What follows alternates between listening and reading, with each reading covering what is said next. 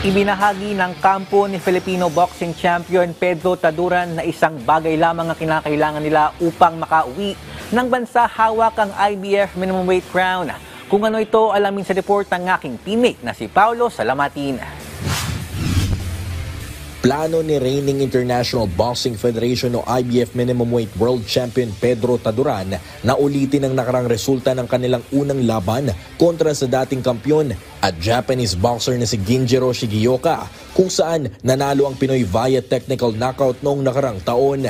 At sa darating na May 24 ngayong taon, ibinahagi ng 28-year-old Filipino slugger na wala ng ibang paraan pa upang manatiling kampyon, kundi ang ma-knockout lang si Shigeoka sa kanilang rematch sa Japan.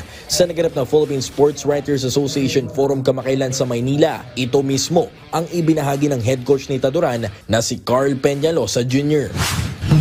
May mga plano po kami ginagawa ni Coach nga sa ngayon kasi kung ibang gawin niya po sa laban, may ibang style na gagawin namin para mawala yung diskarte niya na sa laban niya. Sa kanyang title defense at ikalawang tapatan kontra Shigeoka, kung saan paniguradong pinag-aralan na ito ng gusto ng Hapon, ibinahagi ni Taduran na may mga nakahanda na itong estilo upang hindi magtagumpay sa plano ang Japanese fighter. Sa tingin ko ngayon,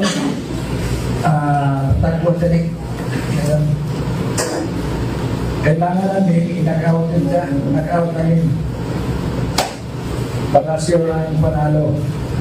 Sakaling mapagtagumpayan muli ang laban kontra Shigeoka, target ng kampo ni Taduran ang isang unification fight kontra sa WBA at WBO minimum weight champion na si Oscar Collazo, bago harapin ang kapwa Pinoy na si Melvin Jerusalem para sa isang historic all-Filipino undisputed minimum weight world title fight.